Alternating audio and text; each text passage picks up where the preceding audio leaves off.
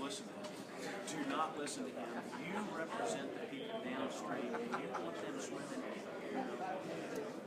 Do not listen to him. Look, the city of Richmond spent all this money to address the problem. The city does it, and they're the richest jurisdiction in the state. We're trying to get something negotiated with the city council, so stick with me.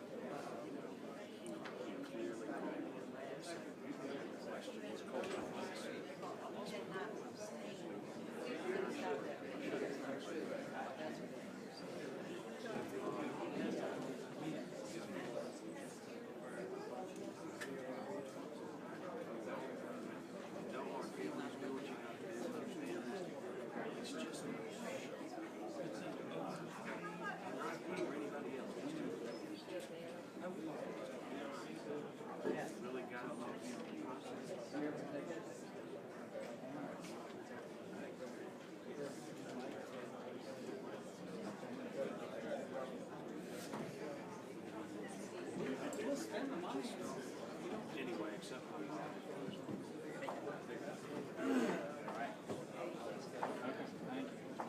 He came in and left that, and I told him I would make sure y'all have it.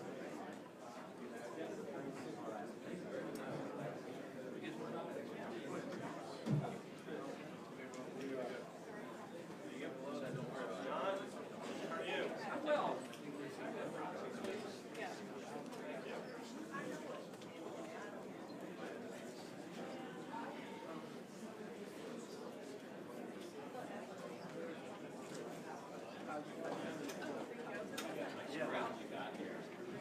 tell you.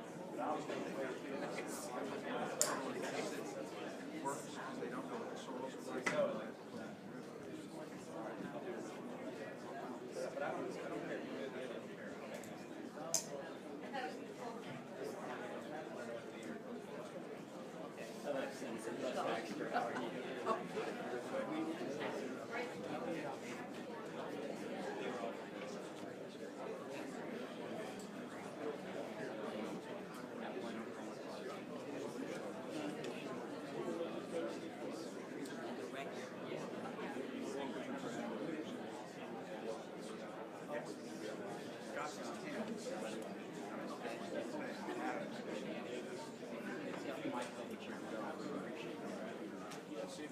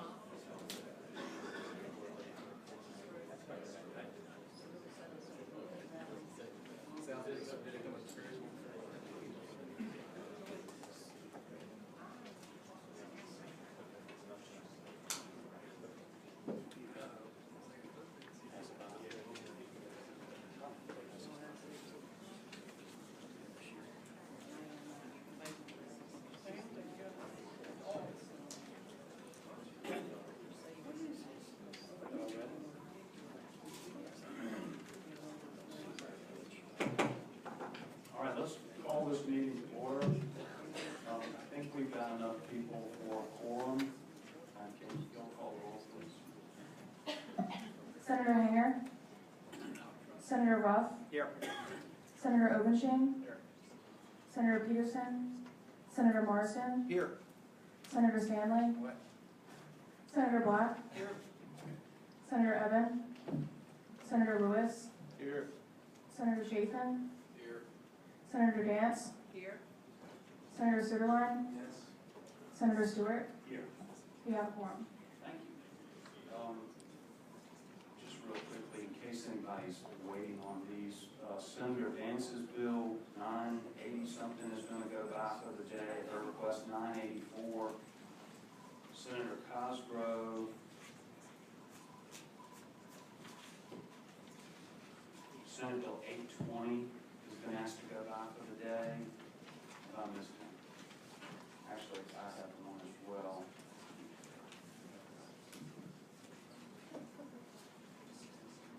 Senate Bill 866, thank you.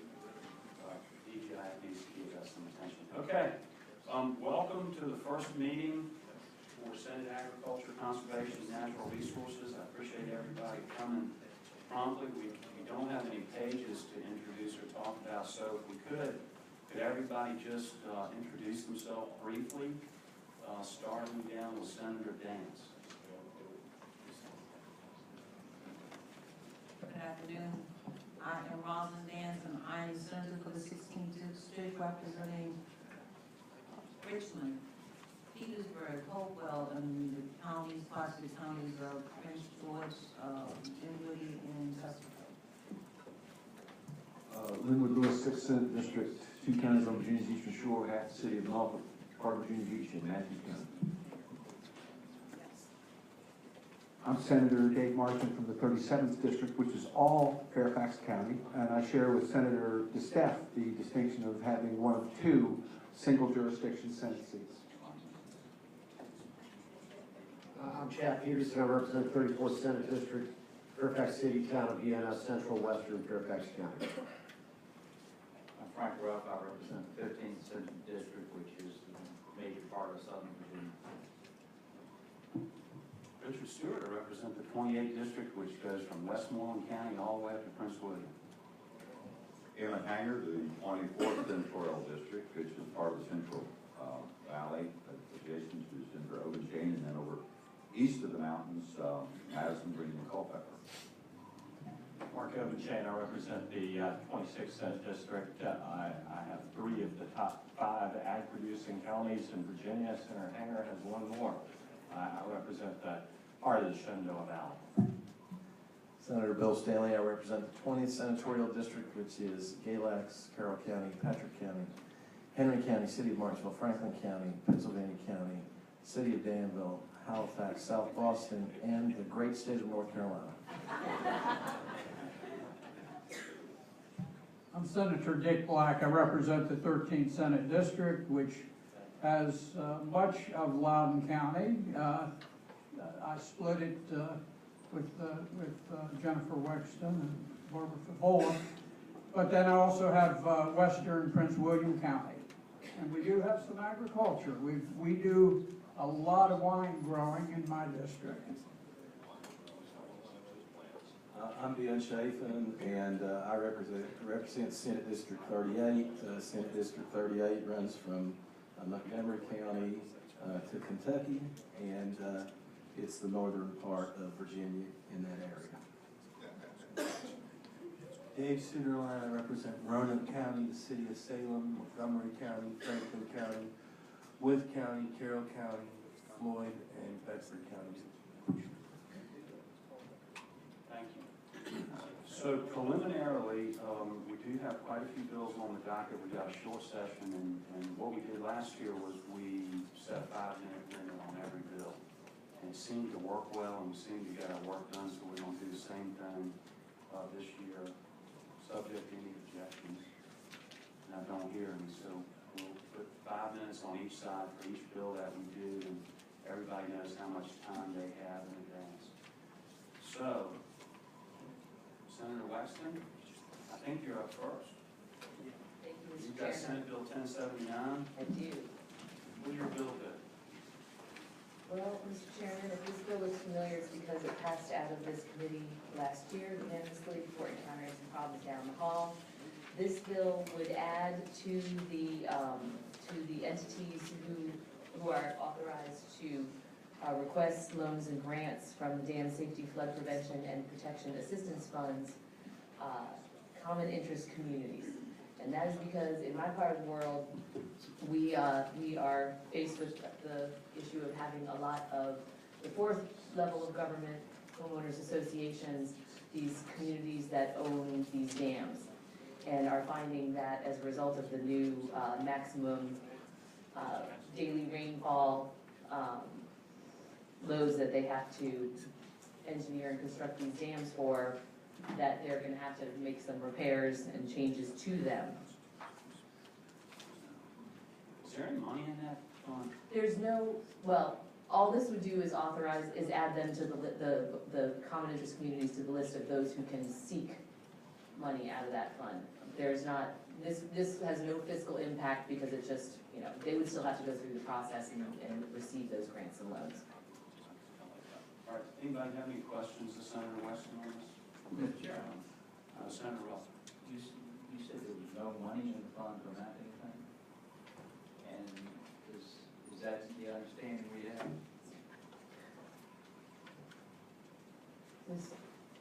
Clyde, come on up, please help us. Good afternoon, Mr. Chairman. Clyde Christen, Director of Department of Conservation and Recreation. We got an annual appropriation to the fund of about $464,000. That divided by 2,000 dams in the Commonwealth of Virginia doesn't go real far. And we certainly have no problem with the legislation that's being proposed. The challenge is that we are very limited in our resources. Right now, the code does not allow us to fund construction projects for these privately owned dams. We just fund engineering studies, those kinds of things. One single dam alone can be $1 million, $2 million. So this would just further spread it too thin, is that a fair statement? Well, it certainly just increases the amount of, the pie's not increasing, it just carves out bigger pieces of it. So, but from an administrative standpoint, it doesn't change anything we do. It just, Mr. Chairman, Senator Ruff. I'm a little confused as to if we have a state responsibility for some dams, why would we be taking on additional responsibility? well, Mr. Chairman, Senator Ruff, that's a policy decision for you to make. I would suggest that perhaps the Finance Committee might want to consider. Answer or Senator Wexler? Mr. Chair. I would like an answer from the Senator first.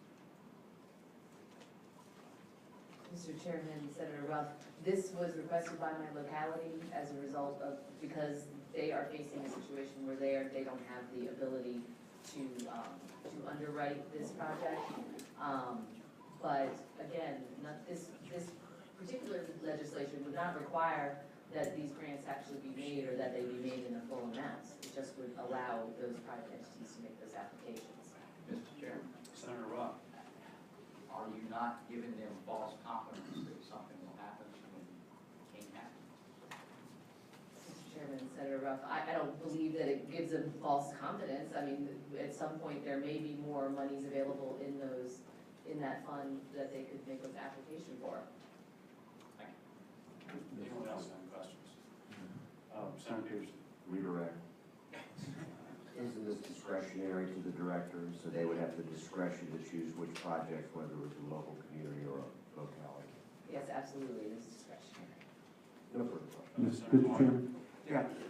With these situations, Senator Wexton, where if we really need to judge these projects not by who owns them, but perhaps by what the danger to public safety might be from the collapse of a dam, and determining who owns it is kind of a specious argument when you need to determine which one's about to go, and whether that's owned by a homeowners association or a locality, to me, doesn't seem to be important. The importance of the condition of the dam, this just gives us greater flexibility to choose projects to fund based on the necessity of repairing something that may cause some serious harm. Mr. Chairman, Senator Marsden, that's absolutely correct. In fact, the danger would be the same no matter who owns the dam. You know, one of the benefits of, or I don't know, detriments, however you look at it, Senate Finance Chairman happens to be sitting right to my left, and I think he's got something to say about it. So, Yeah. Thank you, Mr. Chairman. It was a better job when I chaired this committee, Mr. Chairman. Actually, I think there's a broader issue here, and I would move that we refer this to the Senate Finance Committee. There's a second to that? I'll say. Motion is to forward this on to Senate Finance or resend it to Senate Finance. All in favor of that motion, please say aye. Aye. Opposed, no. Looks like the ayes have it. So you get to present again and on the 10th floor. Thank you. Thank you, Senator Weston. Senator Evan, I think you've got 890. You signed up on the sign-up sheet. You're on the committee. Yeah, we can wait.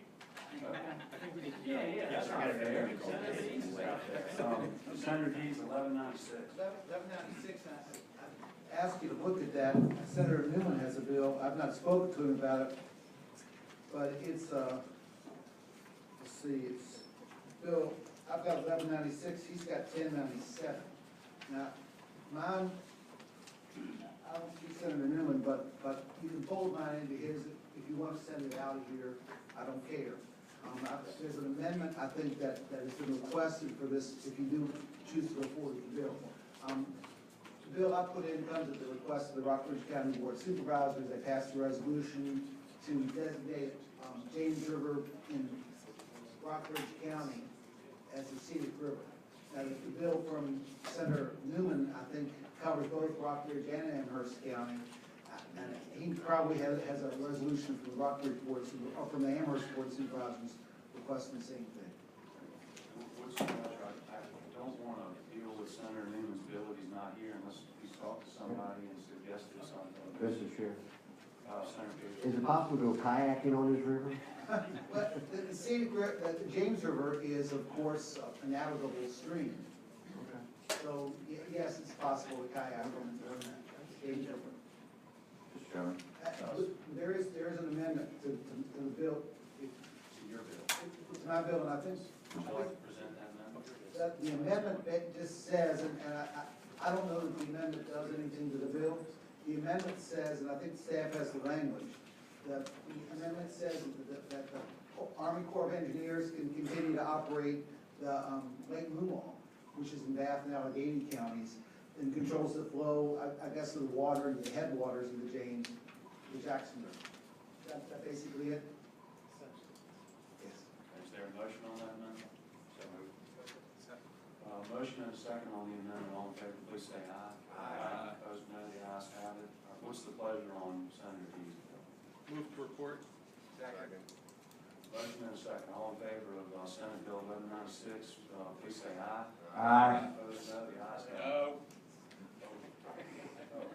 Well, don't you notice now? It's really not that scenic great. I don't know if you got your bill or not. It's not a count. Well, and just for the, I would say aye. if Senator Newman comes in with his bill and you want to fold this into his, I have no I objection. think you're fine. The no's were all from Senator Overchain. Oh, and Senator Blackburn. Yes or no? Yes. Chapin's in there. Call the vote. Overchain, Stanley, Ben Chapin, Sue Line, no? Yes, 3 no's. 3 no's. Yes, you got your bill. Thank you. Senator Searle. You've got 818 and 906. Why don't we do 906, and I don't know if you want to wait on 818 until we do 301. You know what, let me, if Senator Ruff take over the chair, I'll stand with you on this so you can get out of here. I want you to have this. 906 is the snakehead one. I want to do that first, and then we can. 906 is snakehead. Whatever 906. Right, why don't we do that real Then I'll quick? step down with you. Right. Okay, so, Senate Bill 906 is a snakehead bill.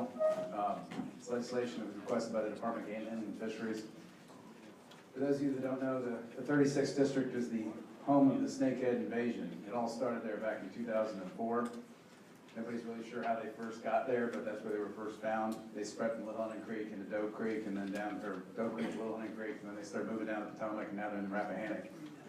2005, we passed a bill making it a Class 1 misdemeanor to move a snakehead from outside Virginia into Virginia. And that's been on the books since '05. The problem that's occurred is that the population of the Potomac and the Rappahannock is now stabilized. They've been studying it for 10 years now. But it's also become very popular game fish. They actually taste pretty good, and Asian folks think they have medicinal qualities, and they also present like a different kind of opportunity. A lot of people bow fish them. They hang out in different parts of the river that people normally don't fish, and so they're a lot of fun to catch. And so what's happened is people started to take them and try to move them around. And DJF has had to bring prosecutions now against folks for moving them into, I think it's Ruffins Pond, which is a pond right off the Rappahannock, down on Route 3 near the Virginia Soccerplex, and then there's another pond. They prosecuted somebody, got a conviction for somebody who moved it into Lake Brittle, which is in Fauquier County. Yeah, but because moving it within the state is only a Class 3 misdemeanor, they can only fine the person $50, and the Department of Inland and Fisheries believes that they need a stronger incentive to punish people for moving fish from one part of Virginia to another. Because when you introduce an invasive species like this into a smaller environment, like a little pond or a small river, it could really wreak a lot of havoc. Right now, the Potomac River is kind of like the Manhattan of fisheries. It's a massive river, you got just about every kind of fish in and out of there. But these smaller ecosystems, if you put a species like this in, it'll start eating everything up. It can be really destructive, and we don't want to see that happen. So that's the idea. This big. Right. And they have no predator. Actually, their predator is hawks and bald eagles and things, but they get so big, the birds can't pick them up. So they can only get them when they're So small. what's your bill do, Senator Stroh? I was just telling Makes Senator it- Scott still thinks he's in the house. Over here, we do things. Makes it a Class 1 misdemeanor. Makes it a Class 1 misdemeanor to move from the Rappahannock to like the New River or something, instead of being a Class 3 misdemeanor. Any questions? Mr. Chairman. While I'm favorably disposed toward the bill, aren't we getting dangerously close here to housing discrimination for fish? Any real questions? Mr. Chairman? I have a question. Senator Sewell. Mr. Chairman, I'm just curious, the Senator's thoughts on this. I think he's gotten a lot of good criminal justice reforms in other places, and we're making this something that can be punishable for a year in jail. Isn't that a pretty big escalation? No, it's already a Class 1 misdemeanor to move one of these fishes from outside Virginia into Virginia. This just makes it a Class 1 move it from within Virginia to another river in Virginia. Right, but we're making something else. No, Senator Sewell, what he did, and this is part of. Well, I Coming understand. from the House, he over-explained this bill. It's already a Class 1 misdemeanor in Virginia to To take it introduce from a outside snake. inside. Right now, we're Now we're talking gonna about take it, introducing it from various if someone laws. takes it from one part of Fairfax County to the other, you know, they could potentially face a year in jail. Yes. That, just based on a lot of the other legislation I've seen from you that I voted for, it seems like maybe the legislature, you know, increased the penalty a few years ago pretty significantly, and now we're gonna also do it just for taking something from one part of water to the other. Does it really need to be a Class 1 misdemeanor? This wasn't a crime until 2004 for this specific fish. And back when we adopted this originally, they were being brought into Virginia. Now that they're well established here, the concern is they're gonna spread, and we need that same incentive. I can tell you, DJF recently prosecuted somebody who tried to move it into a place where they didn't exist before. They can only fine him $50. They didn't feel like that was much of a disincentive to keep somebody from destroying an ecosystem. You know, because once you get that fish in a pond or a river, it can really be destructive for everybody that likes to use that pond. It can eat up all the fish they like to catch, like the bass and the trout and everything else. Any other Chairman? questions? Senator Black. I think the real question, the real issue is that not a problem. I don't think anybody has a problem with the idea of increasing the penalty. I think the Senator's real issue was, does it need to be a Class 1 and carry a maximum penalty of a year in jail? So that's really the issue. And Sure. EJF is here, and they can answer Mr. Chairman. they might want to ask them about it, but. Mr. Chairman. Senator Hanger. Hey, we have a new spokesperson for policy for gaming and fisheries. I'd like for them to speak to it as far as whether they support or do not support this. Tom, please come on up. Thank you, Mr. Chairman. Tom Gass, Gaming and Fisheries. Thanks for having me. This is an agency deal. Of course, we don't have any position, but the issue is that snakeheads, I think initially were an aquarium fish. And I brought Dr. Mike Bednarski, he's our chief of fisheries, if you have specific questions on the fish itself, because I'm not a scientist, but the fear is that when you move a snakehead from one body of water to another, it's going to take over that body of water, eat the other fish in that body of water, and you may not know, but snakeheads can live on dry land for up to 48 hours. You reintroduce them into water and they come back to life. So it's a pretty pervasive fish. And the fear is that people would keep them and move them into, James River and other inland bodies, and it would end up being a statewide issue. I see them so big they can eat a bald eagle. Sorry. All right. Is that issue, everybody's question? Senator Chafin? Actually, it's for this gentleman here. So let's say that you're operating the same fish for minnows to use as bait, and unbeknownst to you, you get some snakehead minnows. Okay, and you take those minnows and you go to a different river or creek to fish. You don't catch as many fish as you wanted to, so you throw the minnows back in. Have you broken this law? I would say the way it's currently written, yes, sir. No, the way this is. So you wouldn't have any intent to do it because you didn't know you had snakeheads, right? Correct. Senator Chafin, the way I'm reading this, it says any person who knowingly introduces. So you would have to know that there were snakehead minnows. My apologies. Scott, somebody correct me if I'm wrong, but it does say knowingly, so I think there is a mens rea requirement in there. Thank you, Mr. Chair. Any other questions for Senator Searle or Tom? All right, what's the pleasure of the committee on this? Move the report. Motion properly seconded. All in favor, please say aye. Aye. Opposed, no? We got a no down there. Okay, Senator Ruff, if you would take over. Oh, shoot, no, hold on. Senator Searle, You doing it? Okay. let us take up Senator Newman. He had a bill that was akin to Senator Deeds and Mr. Chairman, if it works for you, I'm okay to roll it into his. There was an amendment that he may have put on his bill. are they the same? They the same bills? They're a little different. So we've already passed his out. If you want your bill to be heard, we'll do whatever you want. They're not in conflict. I didn't read over his very closely. Are they? I'd ask staff if they're in conflict. Mr. Chairman, they're not in conflict. Senator Deeds' bill covers a section only about 10 miles long. Senator Newman's bill is about 40-some miles, including that smaller section.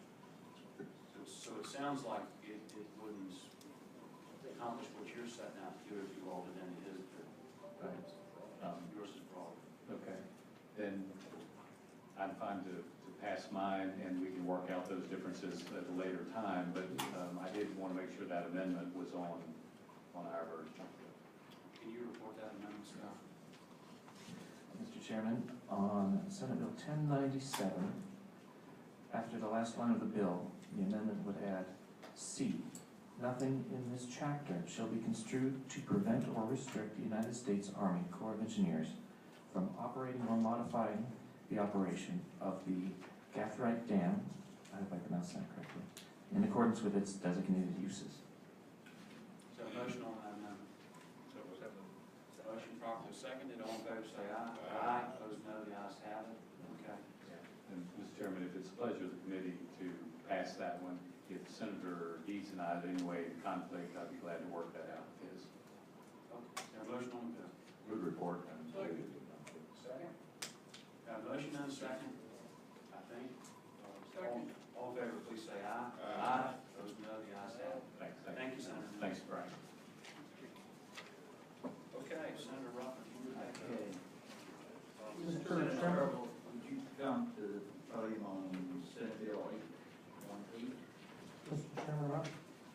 I have a bill 819, there are actually three bills that are a bit in conflict with each other. We can't pass all three, so I don't know if you want to hear them separately or how we should do that. Well, let's start the process and we may have to. Mr. Chairman, actually, let me simplify, because then you're gonna have two bills that are in conflict. What Senator Serval and I, we put in similar bills, but what he and I decided to do is to roll 818 into 898 and we would then be joint chief patrons of the bill, and then we'd like to present. The difference is, and I don't want to speak for Senator Evan, is we actually have an action bill, and I think Senator Evan has more of a study bill, so I think they can be taken up separately, but Chairman will do it. Senator Serval, are you agreeable to roll it in? All right. Is there a motion to, if there's no objection, let's roll 818 into 898. All right. You want to make a presentation? Yes, Mr. Chairman, thank you. Mr. Chairman, members of the committee, and this is something that Senator Serval and I have been working on together because I think we probably discovered at the same time. There was an article in the Washington Post some time ago, and much to my shock, I learned that the city of Alexandria was still dumping over 30 million gallons of raw sewage into the Potomac. I'm sorry, 130 million gallons a year into the Potomac. And I don't know any other way to describe it other than it really is unconscionable. We're talking about a river, certainly it's a river that I grew up playing in. So we swim in it, we water ski in it, we recreate on and in it, we eat the crabs, we eat the fish, we eat the oysters. Everybody I represent lives downstream of this, and they continue to dump 130 million gallons of raw sewage into the Potomac every year. Now, something's got to be done. And I don't want to put DEQ or others on the spot, but if I understand this, the EPA has regulations that are more designed to deal with cities like Boston and more major metropolitan cities, and so Alexandria kind of slides under it. And the frustrating thing about this is we're one of the wealthiest, if not the wealthiest jurisdictions in the state of Virginia. And they can do anything else they want. Best schools, metro, I mean, you name it, they can do it. Their priorities, $1 million bus stations, but they've not, you were wrong. But they can't fix raw sewer going into the Potomac River. Well, and I will tell you, my bill's aggressive. It's very aggressive. What it says is you got to have this cleaned up by 2020, or to the extent permitted by law, we're going to withhold money from them. Trying to get them to do something for a long time, and they're not doing it, and I think this is the only way to get their attention. And so I hope that you all support this, and I know Senator Serval wants to join in on this. I appreciate simplicity is elegance and brevity is important, and I think Senator Stewart did an excellent job explaining it. I'll just say that I like Senator Stewart, represent a huge chunk of the Potomac River, all the way from the Wilson Bridge down to Quiet Creek, where Senator Stewart picks it up. And I learned about it a little bit before that, and I asked DEQ to make Alexandria fix the entire problem. DEQ came back and said that they need legislation. And I had DEQ help draft the legislation that I came up with to give them the authority that they needed to set a target for Alexandria and give Alexandria a deadline. And that's where this legislation came from. Because going through the normal regulatory process is going to be very difficult, if not impossible. Because the last pipe that Alexandria has not proposed to fix yet, the biggest pipe, 70 million gallon a year pipe, is on Orinoco Bay, which is like about 20 acres of water on the Potomac River, which is a massive river at that point, which is all regulated by the District of Columbia and has a separate TMDL on it. And so DEQ really felt like they needed this bill in order to do what they had to do to give Alexandria the target to shoot at. So from my perspective, you know, we're not Haiti or, you know, Mexico or El Salvador. We don't dump our raw sewage in rivers or on the streets anymore. It's the United States of America, the state of Virginia. We put our sewage in pipes and it goes and gets treated. And, you know, I don't think they need 30 years to do it. You know, I think it can be done much faster than that. And that's why I put this in. And I would hope the committee would act favorably on it. I just want to mention, Mr. Chairman, that all this runs right by Fairfax County too, so you ought to be interested in the local way. Are there any questions of the debate? Mr. Chairman, I'll wait, I have some questions. Is there anyone in the audience who wishes to speak for legislation? Is there anyone in here? Okay, well. Good afternoon, Mr. Chairman, members of the committee. I'm Peggy Sanner. I'm the Assistant Director of Virginia Chesapeake Bay Foundation. This afternoon, I'm speaking on behalf of CBF and also on this bill by request on behalf of Potomac Riverkeeper Network. We applaud the effort embodied in these bills, both of these two, as well as in Senator Evans' bill, to rapidly accelerate the closure of all of the outfalls in Alexandria's CSO system. We recognize that the city has taken important steps in recent years to work on this problem.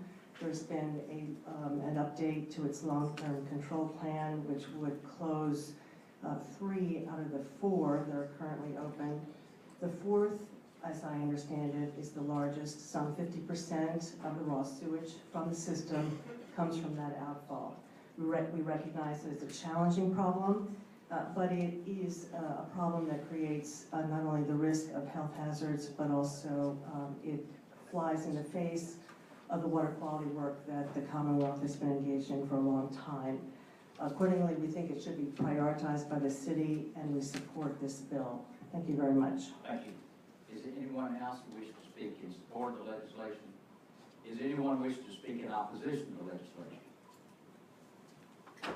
Well, thank you, Mr. Chairman. Alexander McCauley for the city of Alexandria. Just a procedural question. Since there's 2 bills, do we get 10 minutes? I can't tell. Does your laughter signify assent? Alexander, I can't tell time, so you're using your time. Okay, thank you, Mr. Chairman. So, Senator Stewart said something has got to be done, and we agree, and we have done a lot. There's 3 pipes here, and we are ready to go, ready to pull the trigger on the three of the 4 pipes. That's $188 million that we're going to spend on those 3 pipes. The big question is the 4th pipe, Orinoco Bay. And just to put it in perspective, we're projecting that that is going to require a 3 to 5 million gallon tank. Well, how big is that?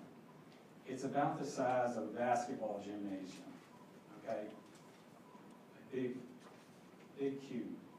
Where do you put it? Do you drill it in a tunnel under Old Town? Maybe. But the problem there is you have unstable soils, you've got some toxic soils. The other option would be to essentially demo a city park and put the tank there. That's option 2. Option 3 would be to stick it in the Potomac River. Now, as you all know, you can't put anything in a federal waterway like that without Corps of Engineer permits. So the question is, how do you do it? Everybody agrees it has to be done. But there's significant engineering challenges. We're committed to spending the money and doing it right. And it truly is one of those situations where you gotta, as they say, the carpenter says, measure twice, cut once. We don't want to rush into this and screw it up. And I'm going to stop after this final point. This 2020 deadline, I'm going to be very frank with you, it's an impossibility. This is not realistic. There's no way that we could build this facility in this timeframe. Mr. Chairman. Even if we had the money. With your remarks. Yes, sir. I do want to reserve some time for Paul Calamita, who is our regulatory. We'll let him speak. Senator Stan. Mr. Chairman, thank you. Can you tell me exactly how long the city has been dumping this raw sewage in the Potomac River? And is it always been at that current rate, or has this been slowly and steadily increased where you would have had to even make the pipes bigger and more sturdy as that capacity increased? I'm going to let Mr. Calamita handle that question, if that's okay with you, Mr. Chairman. Senator Stanley, Mr. Chairman, Paul Calamita with Aqua City's regulatory and legal counsel on these matters. The city of Alexandria is one of the first communities in the country to have a sewer system. It has been dumping sewage. By the way, this sewage is 90% stormwater, 10% sewage. So it has been dumping that mixture since the sewer system was built. It was designed to be built that way. And what date would that be? 1900, maybe late 1800s, just like Richmond and Lynchburg and DC and 1,000 communities across the country. In 1994, let me take 30 seconds to look back, and then I'll tell you why we think this bill is not necessary. 94, EPA adopted a CSO policy that's in section 402Q of the Clean Water Act. I lobbied that bill through. It applies to all communities, include Alexandria, Richmond, Lynchburg, DC alike. This city of Alexandria, one of the first communities in the country to develop a long-term, and by the way, the name of the program that EPA developed is Long-Term Control Plan. One of the first ones in 1998. DEQ and EPA approved it in 99. That plan has been a requirement of at least 3, if not 4, BPDS permits since then. The city is in 100% compliance with those requirements. In 2010, a TMDL, a total maximum daily load cleanup plan for bacteria in the Hunting Creek was adopted. That affects outfalls 2, 3, and 4. DEQ immediately after that plan was developed amended the city's permit to require the development of an updated plan to address, to come into compliance with that TMDL. The city submitted timely that updated plan late last year, and it is pending before DEQ for approval. It proposes $150 to $200 million worth of work for outfalls 2, 3, and 4.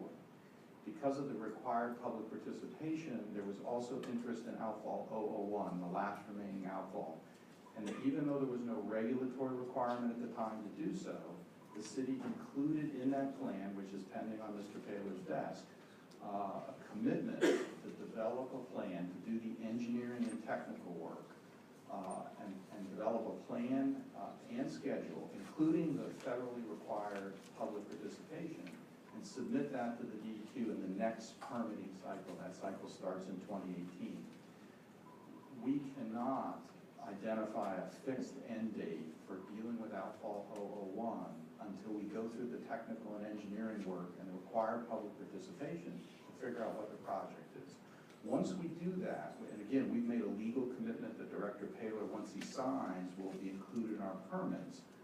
Once we go through that process, you and everybody else will have the benefit of what is the project, and then we can decide what's the right schedule.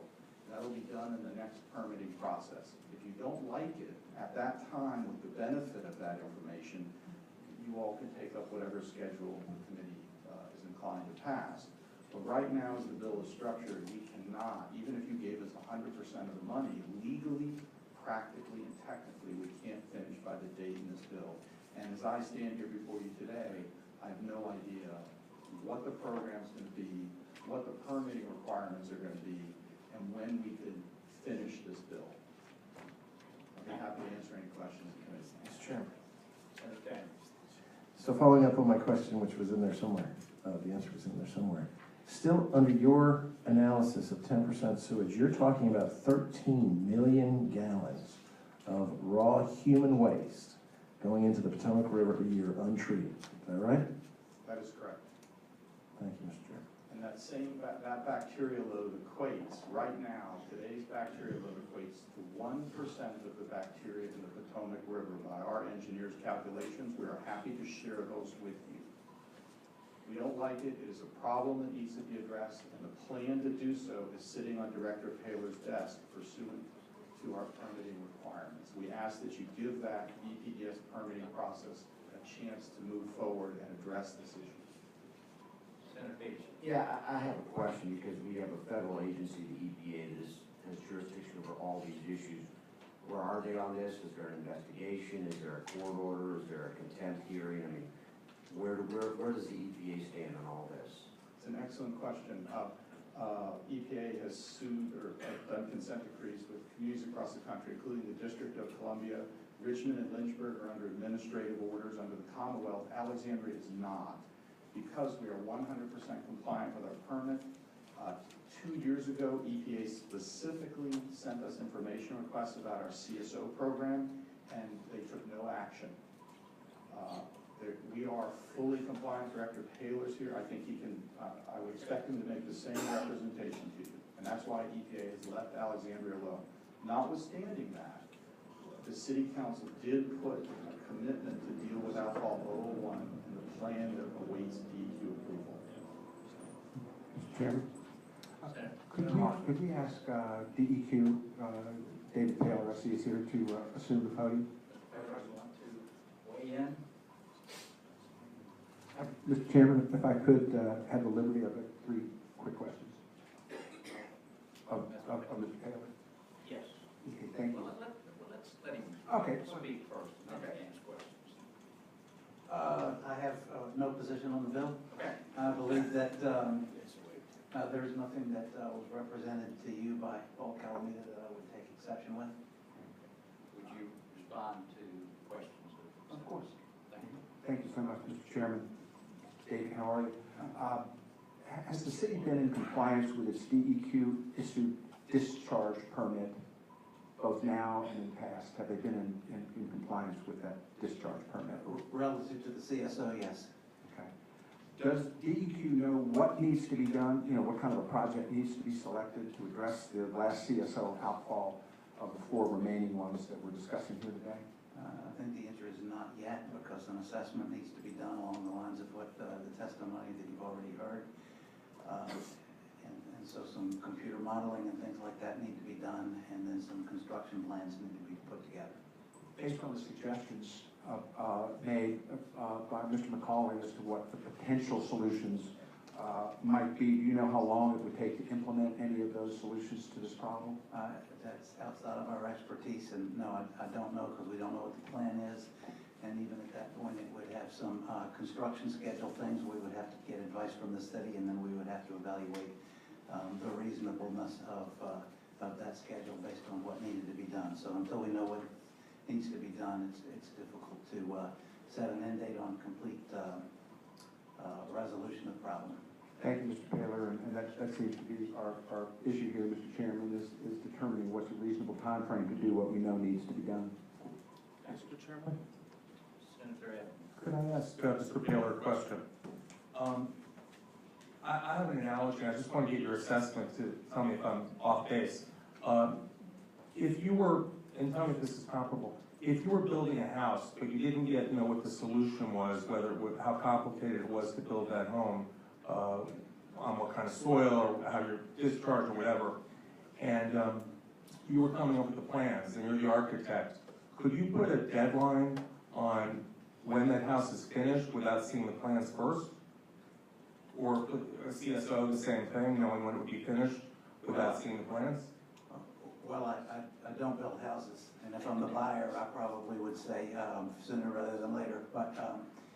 But your point is exactly what I've been saying, which is until we know what it's going to take and what the construction challenges are, it is going to be difficult to project what the end date would be. Any other questions? Yes, sir. Senator David, it's not legal for an individual household to have a straight pipe going into a stream, is it? That's correct. So none of us sitting in this room can do what the entire city of Alexander is doing. Is that right? That is correct. Thank you. Mr. Mr. Chairman, just to ask a question, follow up to Senator Chafin. He was saying the entire city of Alexandria. Is it true that 95% of the city of Alexandria now does not contribute to combined sewer overflow? I don't know the exact percentage, but it is true that a significant portion of it does not. And I might say, sort of tagging in on some of the history that you've heard of CSOs, the EPA rules for combined sewer overflows and the idea of a long-term control plan and those sorts of things are a recognition of the practical challenges that come with a CSO. These systems were built 100 years ago. In a lot of cases, they're complicated. Separating the systems is not a practical option for a number of cities, and out of recognition of that, what the EPA has said is you need a plan and you need to move forward. And the plan does not require a complete elimination of, the EPA, the Clean Water Act, does not require a complete elimination of discharges. It simply requires that they be minimized to the maximum extent possible. Senator Dance. Could I ask you this, Mr. Taylor? Being that I know you're aware of the same situation that you addressed from Lynchburg and Richmond, do you recollect how long it took them to get their plan together to determine how long it would take them to facilitate? I apologize, Senator Dance. I don't remember exactly. I was personally involved in the development of the city of Richmond's plan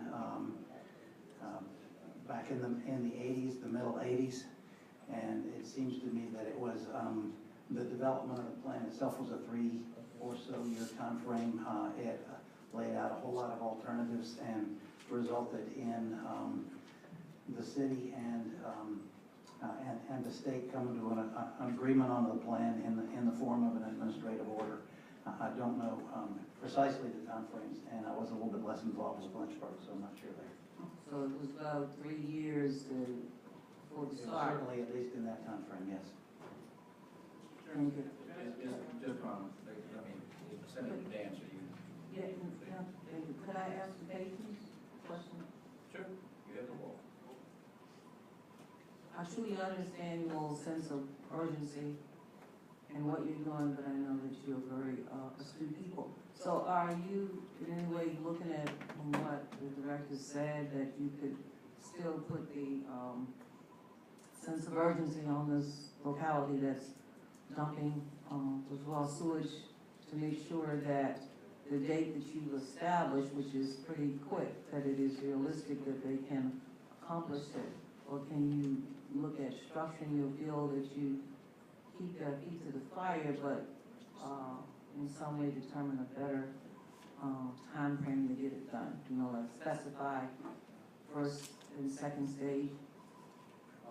Mr. Chairman, Senator Dance, I guess the way I would respond to that is, what we've heard today is, well, we need time to do a plan. Well, they didn't just start dumping us in today. They've been dumping us in for a long, long time, and they haven't done anything about it. And we have got to have some mechanism to hold their feet to the fire. And it's not the people of Alexandria. I don't mean that. Look, I think if you did a poll in the city of Alexandria or the residents, I think they want this cleaned up. I don't think they want this going into the river. It's the council. It's the city council. For some reason or another, this is not a priority for the city council of Alexandria. I think it's going to take our bill to make this a priority for the city council of Alexandria, and then we can get some action. Just for clarity. Senator Dance. So are you saying that you want to keep it as strict as it is, even knowing that you'll have to come back, because the reality is they would not be able to get it done by 2020, even if they started now, as far as the actual completion of the work? Well, Mr. Chairman, Senator Dance, I don't know that you can't get it done. You know, there are a lot of things that people say they can and can't get done, but if they made it a priority and they went to work, they may be able to meet the time deadline. So, we'll never know if we don't try to make them do it. I understand, but I'm just trying to figure out in my head. So you're saying that they would have to come back to the General Assembly was asking to have this bill changed, this law changed, if you will, if there was some extenuating circumstances that would warrant it. Well, I think what we would do is if they went to work tomorrow and they started working on their plan, they determined what they needed to do, they started fixing the problem, and they really in earnest tried to deal with this, and they went beyond 2020, the catch in this bill is if you don't fix this, we can withhold state money. We don't have to do that. We know they're really working on it and really trying. We can all say, you know what, they really are trying to address this. We're going to give them another year. We're going to give them another 2 years because they really are doing it. But if we continue to give them 8, 10, 15, 20-year timetables, you know, today's the first I've heard that they're really seriously looking at trying to get a plan. And I think the reason is because they've got a bill that holds their feet to the fire. You know, Senator Dance, I respect you tremendously. You represent a different part of the state. You know, my people have to play in this river with this stuff. And it's a serious issue where the part of the world that Scott and I represent, right on down to Senator Lewis's area. I mean, we've got to do something about it. We've got to do something with teeth that make them deal with this problem. Senator Overton. Mr. Chairman, Senator Dance got to the heart of my question, and Senator Stewart very ably answered and satisfied that concern. If we were to pass this, it would be in Senator Evans' bill would be in conflict with this. So I'm going to ask him to come to the podium and present his before, so we don't unfairly treat him.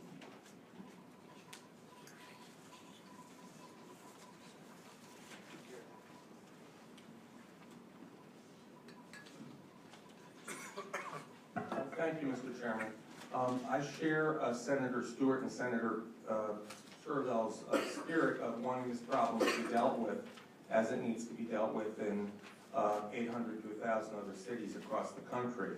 And in terms of the city council, before Senator Sturvell introduced his bill, the city had agreed to accelerate their plans to deal with outfall number 1. The reason that they prioritized numbers 2 through 4 first was that was leading to a concentration of combined sewer overflow, which is not 100% raw sewage, it's stormwater with sewage. And that was flowing to Little Honey Creek, which was more concentrated.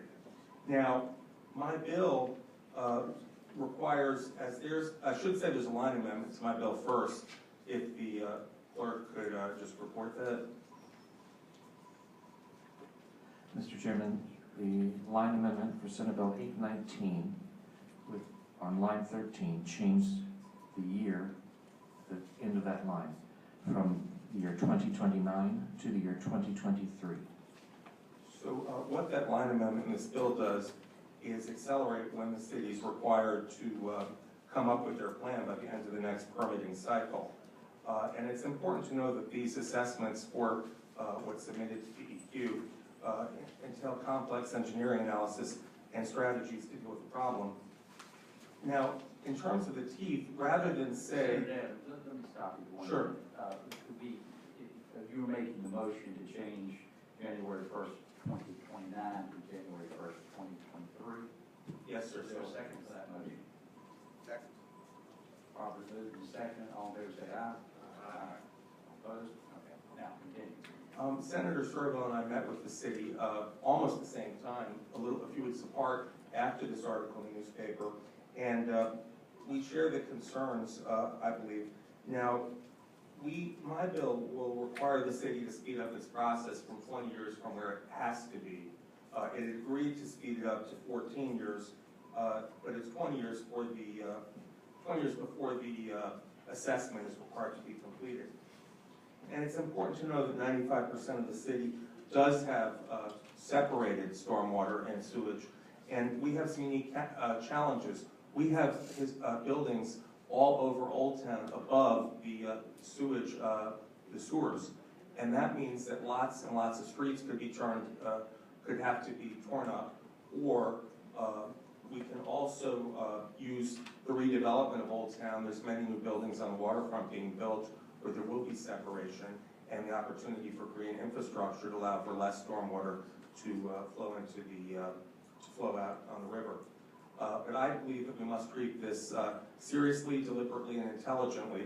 And rather than say to the city, you're going to lose all your state funds in 3 years, I would rather give the Attorney General, as he has the ability under other state laws, you're found non-compliant under, the ability to sue the city if they don't meet my requirements. That's more reasonable. And I appreciate the spirit of what Senator Stewart said, that they can come back here, but the fact is, the way this bill is written, they lose the funds. You know, we would have to take an action. And my bill is the only one that allows for the timing for green infrastructure and sewer separation funds to increase prior to the assessment. The city is prepared to spend more than $130 million on Orinoco Bay. That's without a doubt. They're already spending $2,000 a resident, which is a 25% increase in your water bill. The cost per resident would probably double to $4,000 per resident, a 50% increase in the water bill when it's all dealt with. Lynchburg and Richmond, their work, I believe it's underway and not completed, but I think it is notable that the General Assembly had given Richmond in total state-supported funding $97.3 million, including $69 million in grants when they started in the mid-1980s, and Lynchburg $190 million in state funding, including $51 million in grants, with evaluations that started in the 70s. They've both also gotten federal earmarks, which are no longer available to the city of Alexandria. We may have money, but we also have challenges. We don't have $1 million bus stops. We've got a lot of priorities and a lot of issues. We can't have a special tax district in Old Town with a lot of residents and public housing. We're not all rich. And I think that the city's trying to move in the right direction, and my bill would give them a kick in the pants to move faster, and I think it's a more reasonable approach. Chairman. Thank you. Mr. Chairman. Senator Upchang. Senator Evan, am I correct that the only kick in the pants that it's given to the city is that it provides the Attorney General of Virginia with the ability to make a discretionary judgment on his own at some point after 2023 as to whether he wants to do anything in response to the city's failure to take action?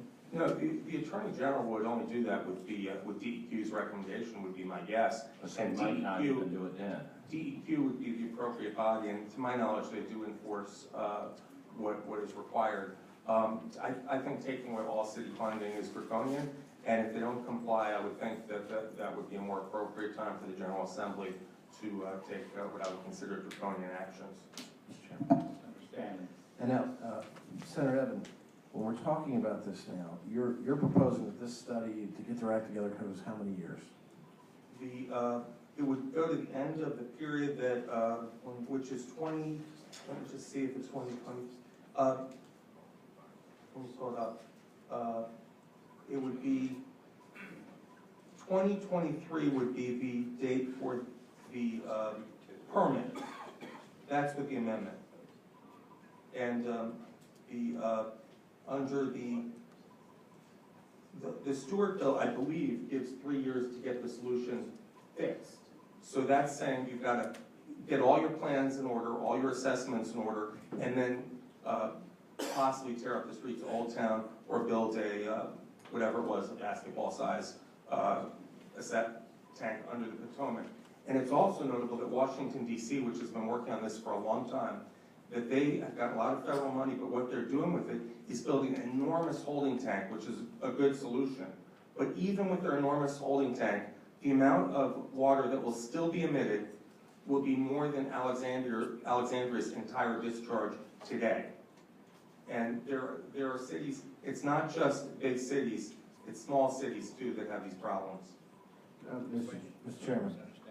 Mr. Chairman, but you admit during that time, millions and millions of gallons of raw sewage would continue to flow into the Potomac River and would then go downstream into the Chesapeake Bay as well? No, not raw sewage. It would be sewage combined with stormwater. That's well, we've determined that he said 10% of 130 million is 13 million gallons of sewage.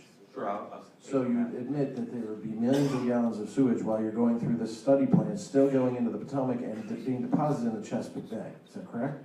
Right, similar to the time period of other cities to do this with the DEQ. I would also note that this is the first time the General Assembly, to my knowledge, would mandate this rather than go through the DEQ process that we have as a general framework.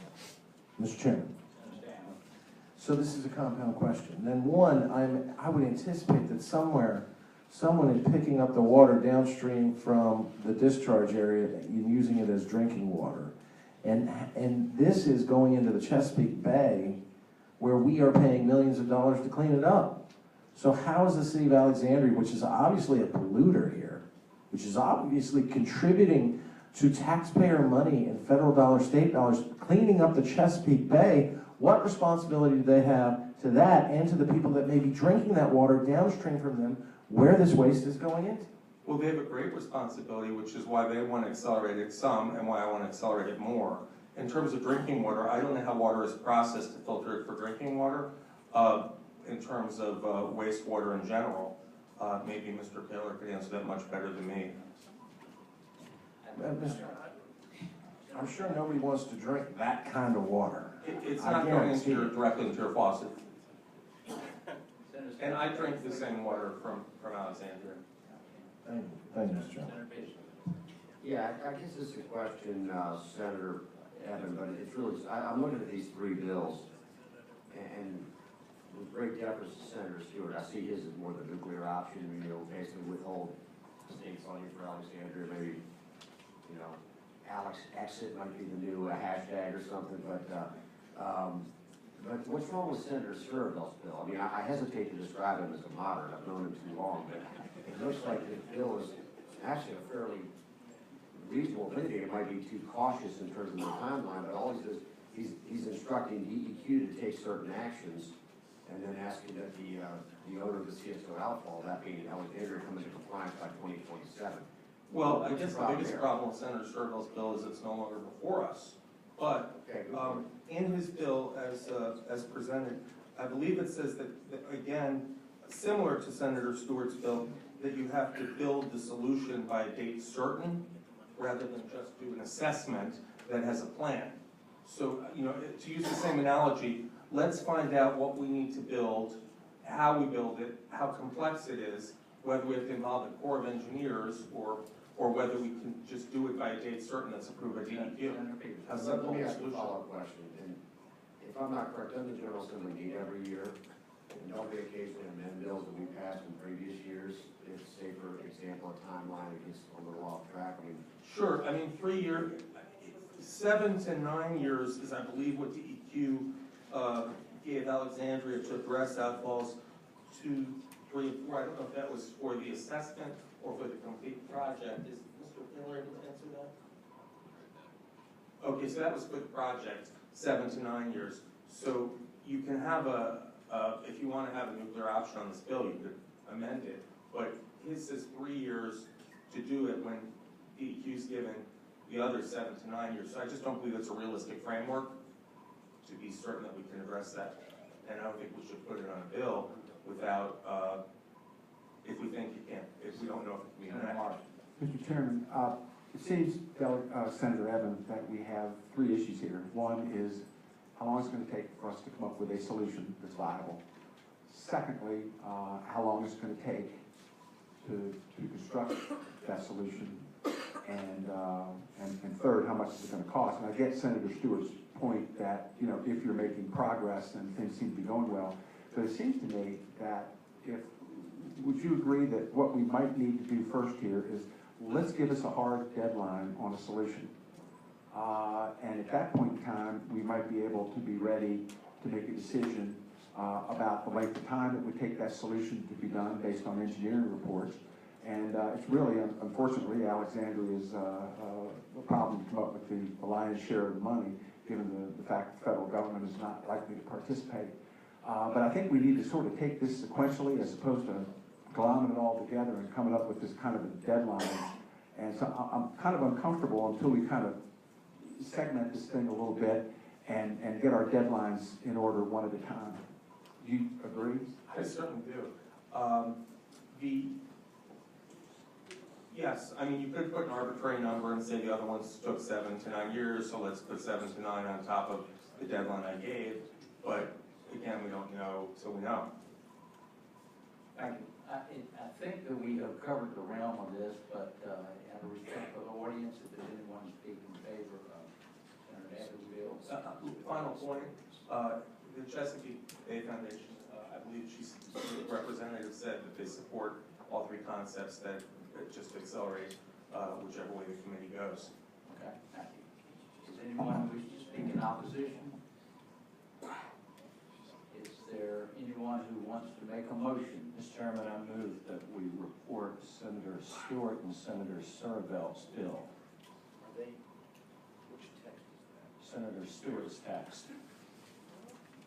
I don't know if we like that Senator Serval's gonna roll his into mine, we were joint chief co-takers. Mr. Chairman, I make that motion. All right, the motion is to roll number Senate Bill 818 into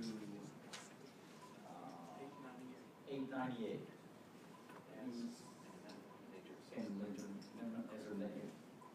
Form says, yes. Mr. Chairman, can I make one quick point? I'm sorry, after you do that. You want them not roll together? No, sir. Okay. We have a motion and a second. All in favor, say aye. Aye. All opposed? No. Mr. Chairman, I move to report the bill substitute as amended. Second. Properly moved and seconded. Senator Stewart, did you want to speak to the? Well, I just wanted to make a point. I heard a lot of discussion about 13 million gallons of sewage and 130 million gallons of sewage. It's my supposition that if you take 13 million gallons of sewage and put it in 130 million gallons of water, you got 130 million gallons of sewage. Okay. All right, there's a motion. Any further conversation? Brilliant, Mr. Chairman. Thank you. Mr. Chairman, I have mixed feelings about this, and I end up supporting it, but I want to cite a couple, I guess, concerns that I have.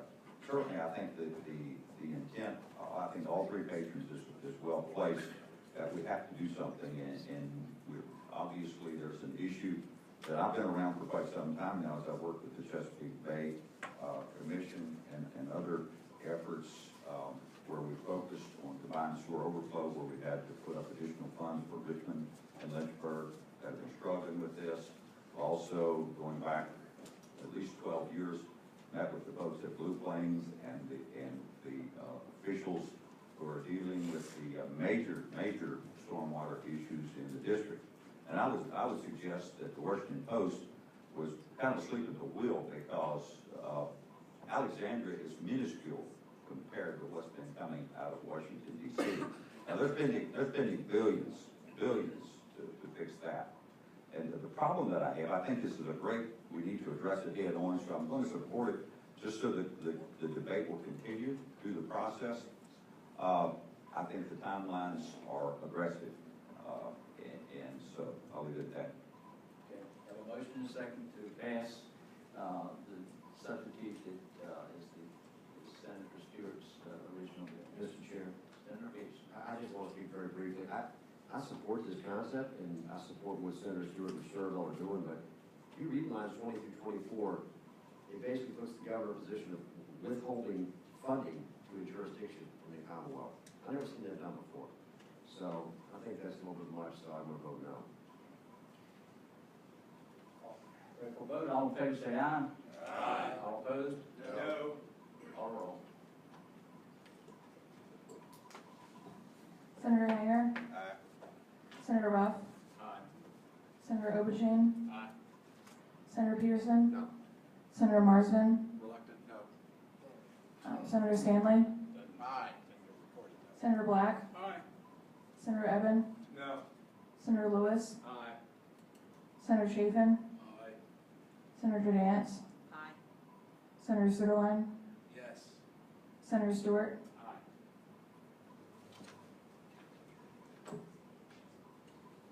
10-3, bill passes. The bill passes. Thank you, Mr. Chairman. Mr. Chairman, can I move that we strike my bill then? Yes. Properly moved and seconded it. number was it, Adam? 819, I believe. 8190, Structural Public Calendar. All in favor, say aye. All opposed?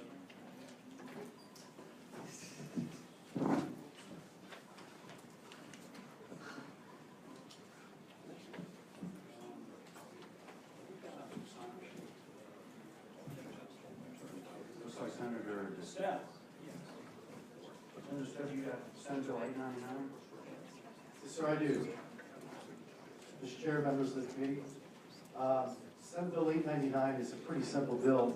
What it does is we get back to the ethanol-free gasoline, this year though for farm use. We believe this is going to be less than 10,000 gallons per year.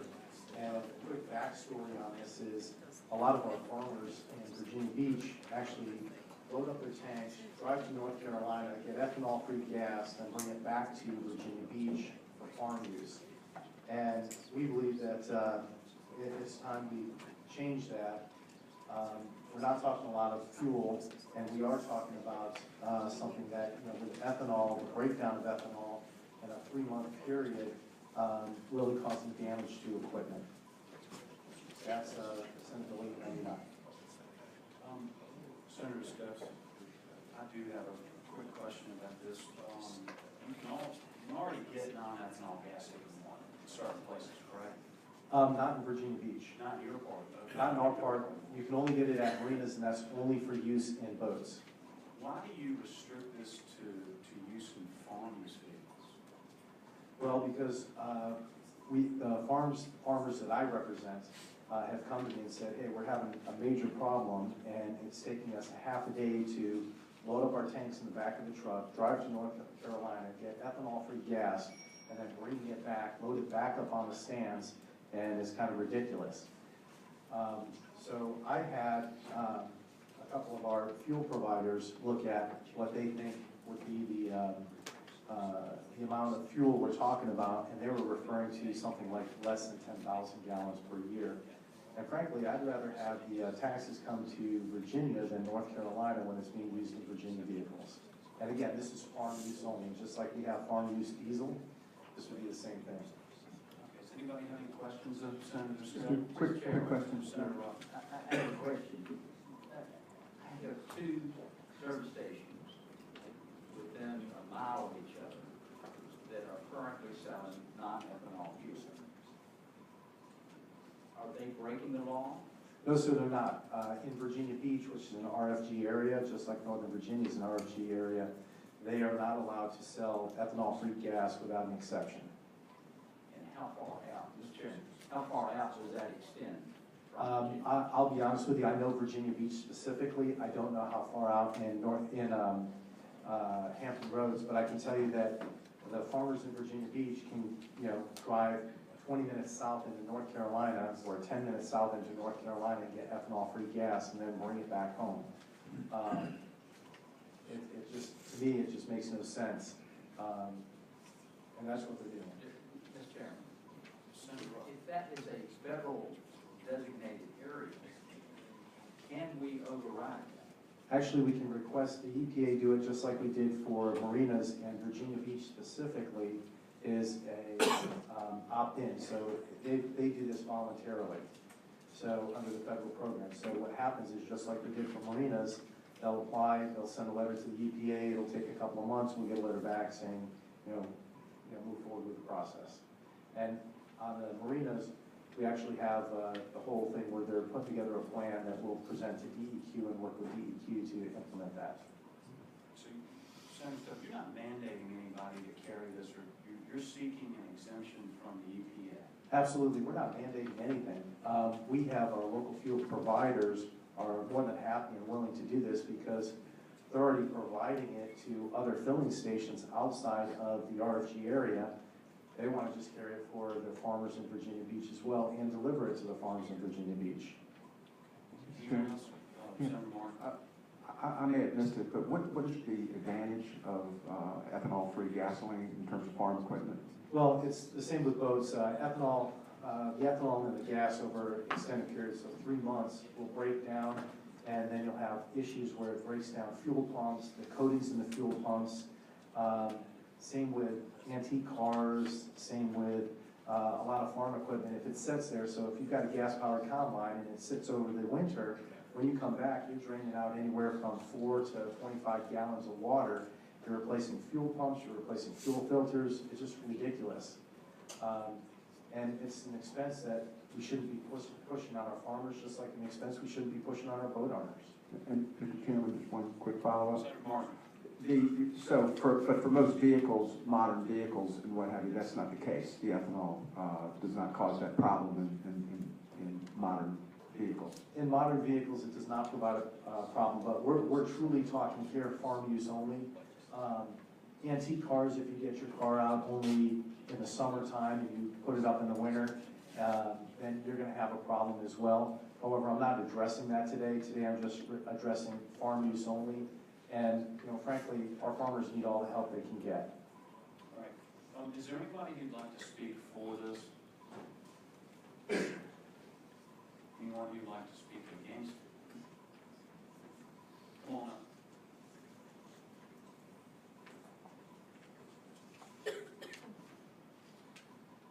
Mr. Chairman and members of the committee, thank you for your time. My name is Ben Rowe, and I'm here on behalf of the Virginia Grain Producers Association. Organization represents Virginia's corn and small grain producers and the related industry across the Commonwealth. As you may know, ethanol is refined from corn and represents a major market for our producers, as well as a major part of their long-term business strategy. I come to you today to express our concern with SB 899 in its current form and its possible impacts on the grain industry. While the bill has good intentions and the intent of the bill is to provide fueling flexibility for the agriculture industry, we feel the bill may have some unintended consequences that may cause economic and regulatory as well as environmental impacts, as well as set an unwanted precedent for removing ethanol from the non-attainment areas we discussed before. With that background, I want to outline just a couple of our concerns. The first being that for the last 30 years, the overwhelming majority of farm equipment is run off diesel fuel. When we talk about combines, sprayers, tractors, or other hauling or heavy equipment, they run off diesel. So gasoline makes up a relatively small part of on-farm fueling.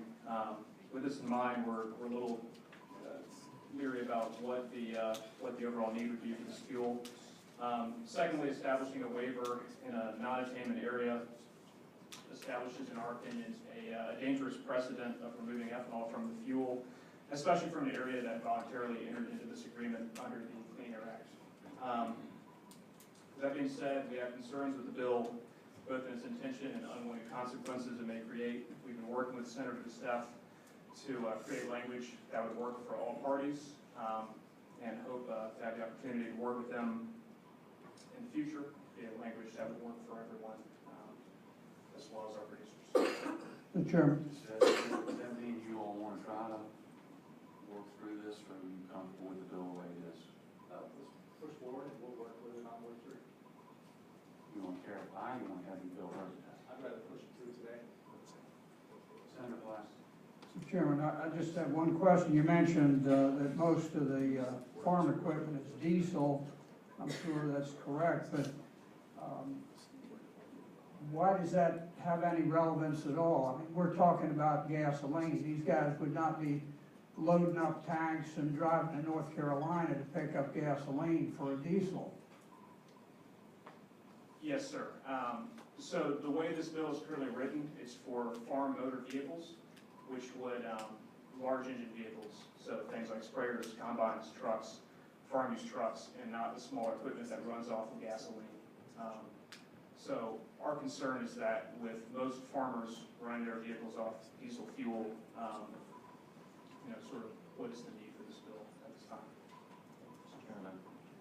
Senator Overton. And I don't mean to pick on you, but aren't you kind of saying that it's not that big a deal for the grain producers then? Because it's just a couple of farmers with a couple of heavy vehicles that it's going to impact, so it really won't impact the grain producers that much? We're not saying that it's not that big of a deal. We're saying there's not that big of a need or demand for it. And I realize that's might be mincing words, but what it does is you have an area like Virginia Beach that voluntarily entered into this agreement and entered into serving E10 ethanol. So we feel this may set a precedent for future expansion. problem with voluntarily entering into things, and once you find that they don't work very well, it's kind of hard to get out of them. Any other questions? Anybody else like to speak against it? Okay, and no other speakers, committee operates on the motion. Second. Motion properly seconded. All in favor, please say aye. Aye. Opposed, no. No. Note your noes. You got 2 noes? Zero reports. Mr. Chairman, members of the committee, thank you very much. Senator Ruff, you have 948. Thank you, Mr. Chairman. Okay, we got a motion on that substitute? Second. Motion properly seconded. All in favor, please say aye. Aye. Opposed, no. Substitute is before us.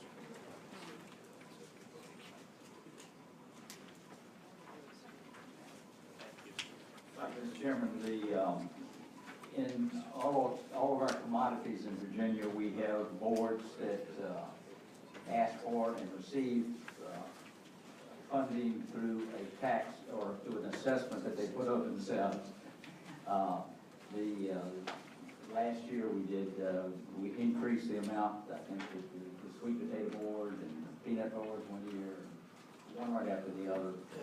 The tobacco has been at 20 cents per 100 pounds for a number of years.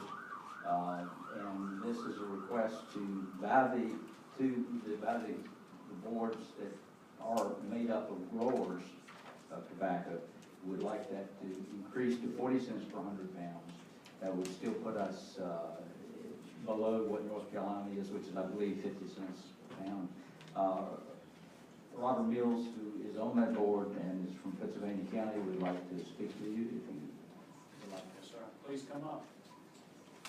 Mr. Chairman, members of the committee, I appreciate it. I am Robert Mills. I'm from Pennsylvania County.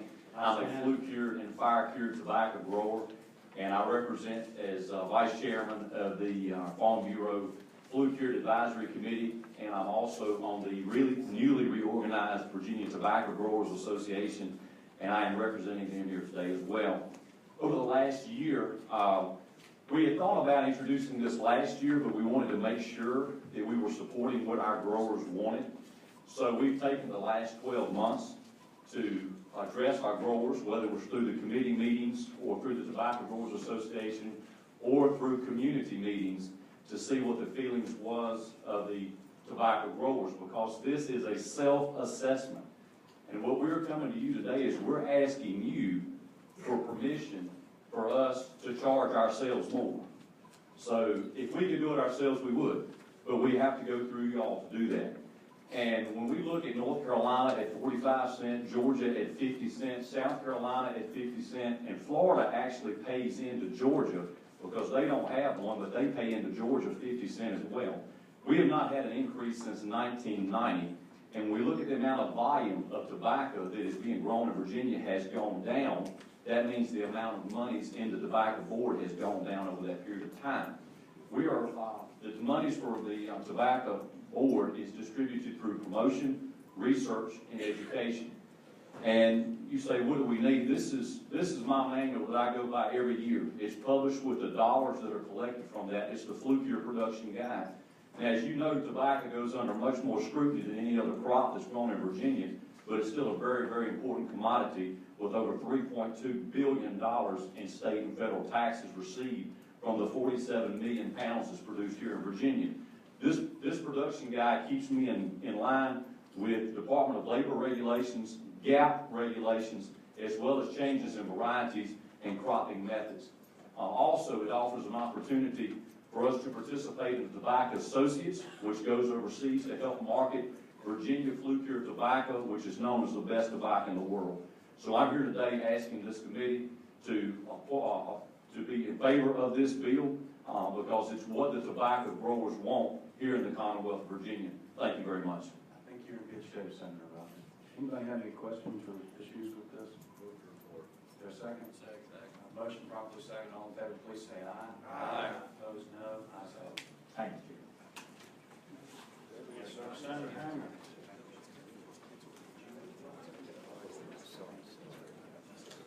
Let's see. Senator Hanger has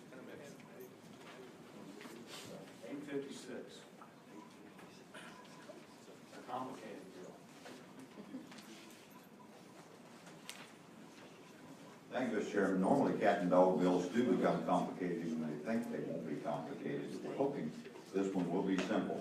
What it does, and it was brought to me by the Statewide Treasurers Association, working with one of the delegates who has worked in this area before, is to create a local option for localities to sell lifetime dog and cat licenses. It's their contention, if they were able to do this and able to do it reasonably, then that you would get 100% compliance. So the real issue here is making sure that these pets are licensed and that they have had their vaccinations. So what it does, it basically lowers the current minimum for a tag from $1 to $0. So that if a locality, by local option, decided not to charge, they could.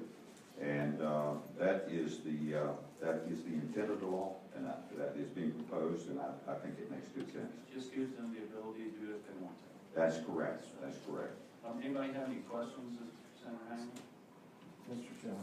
Yes. Senator Hanger, is it the lifetime of the pet owner or the lifetime of the pet? And if it's the lifetime of, let's say, a dog, do you get credit for dog years in that as well? Good question here. I would say it is the pet, and we don't have to go with regular human years. Can we amend that to include licenses for Stanleys? Senator Stanley is the expert on pet bills, though, so I would need to look at this closely. Well, and Mr. Chairman, I mean, I guess the wording, and I say that, not necessarily tongue in cheek, but for a lifetime license issued pursuant to subsection B, it just says lifetime license, not the duration for the life of the dog or cat. Anybody with a lifetime dog or cat license? So I trust that Scott drafted it as the Senator wanted, so you've got an amendment that you're concerned about. Well, no, and I guess down below, Mr. Chairman, in subsection B, such a license shall be valid so long as the animal's owner resides in the issuing locality and the animal's rabies vaccination is current. Right. There's your catch. You wouldn't vaccinate him if he was dead. Right. You got an amendment for that bill? No, if Scott's, if Mr. Macham's fine with it, I'm fine with it. I just, I mean, I'd like the licenses to last a lifetime for my lifetime. I'd like to speak for this. You just want to say you're for it, you're welcome to come up if you like, whatever you prefer. Everybody loves this bill. All right. Anybody got a motion? Mr. Chairman, move forward. I have a question. I've got an almost identical bill that just hasn't been assigned as a number at this point by the clerk. And I don't know mechanically, I'd be happy to roll it in, but just, I don't have a number at this point. Not sure how we do I that. understand we cannot do that if your bill's not been filed and you don't have a number. Maybe we don't need it if we've got the same range. Would you want to, can we bring him on as a chief co-patron of this bill? I'd be more than happy to do that. That will expedite the process. I'm agreeable to that, if you could be a chief co-patron of this bill. Do we get a motion for that? I make that motion. Is there a second? Okay. Motion to make Senator Black chief co-patron of Senator Hanger's bill. All in favor, please say aye. Aye. Those no. We have that. Is there a motion to report?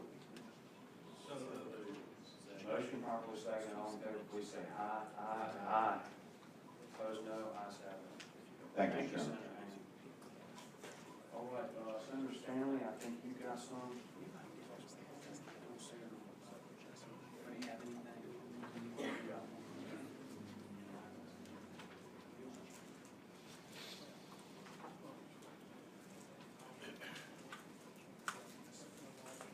Good afternoon, Mr. Chairman. A little bit of housekeeping, and I did discuss this with the chair. So with regard to Senate Bill 799, if that could be passed by for the weekend, much appreciated. 799 is going to go by for the day.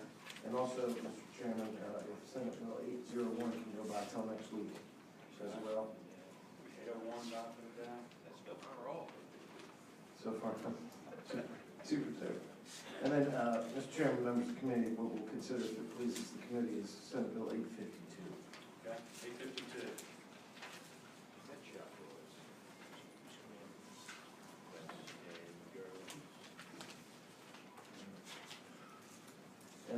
Chairman, there is an amendment in the nature of substitute. Can I get a motion on that amendment? Is there a second? Second. Motion properly second, all in favor, please say aye. Aye. Those no, the ayes have it. Substitute is before us. Mr. Chairman, members of the committee, Senate Bill 852 has really been to address closing what's left of the loopholes regarding puppy milk dogs being sold in Virginia's pet stores. We have consistently made the policy statement here in Virginia that we are not for puppy mills, having passed laws in 2007, 2013, and even 2015, trying to reduce and or eliminate puppy mills being in operation in Virginia and puppy mill dogs being sold in the Commonwealth of Virginia.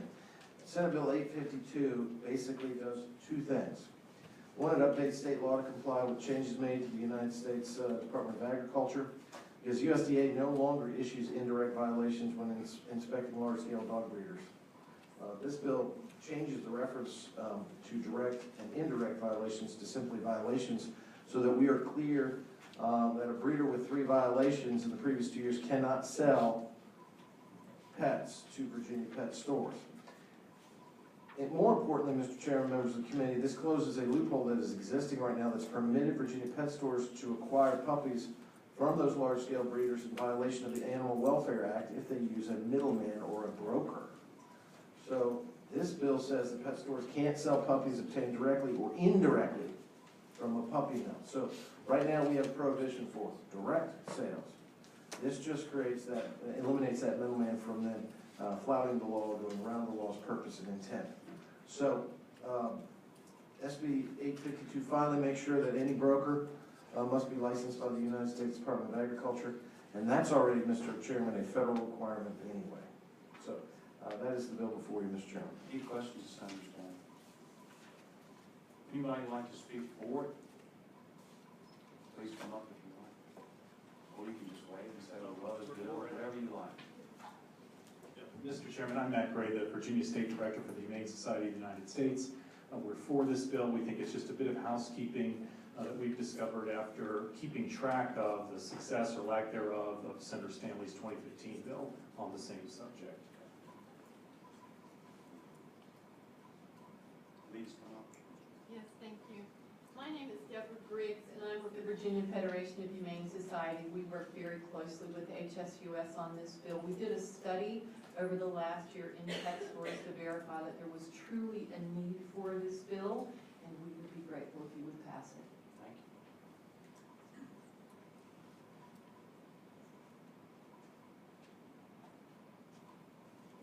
you. Senator Stewart, members of the committee, I'm Robin Starr, and I'm the Chief Executive Officer of the Richmond SPCA. We are very supportive of this bill. We take in a great many puppy mill dogs. We take them in connection with seizures in cooperation with the Humane Society of the United States. We take them in from people who have purchased them and can no longer keep them. We are very familiar with the fact that they have immense physical problems. Those are genetic problems related to irresponsible breeding, and they are also a raft of problems that stem from overbreeding of the females in these facilities, specifically immense problems with mammary cancer. We end up spending an enormous amount of charitable resources trying to care for these animals, and we know that pet stores have continued to acquire horribly bred puppy mill dogs as a result of the loophole that has existed in terms of allowing indirect sales through a middleman. So we hope very much that you will report this bill out so that we can close that porous nature that was never intended in the previous bill. Thank you. Thank you. Is there anyone who's opposed to this bill? Looks like you're in good shape, Senator Stanley. Is there a motion on it? Move to report. Second. Motion properly seconded. All in favor, please say aye. Aye. Opposed, no. Ayes have it. Thank you, Mr. Chairman. Everything else you're putting off, right? That's right. Okay, Senator Marsden, I think you have the bill on the committee. On this one. Yeah. On this one's not on the, yeah, okay. No, that calls for it. Karen's on the down, Karen, on it.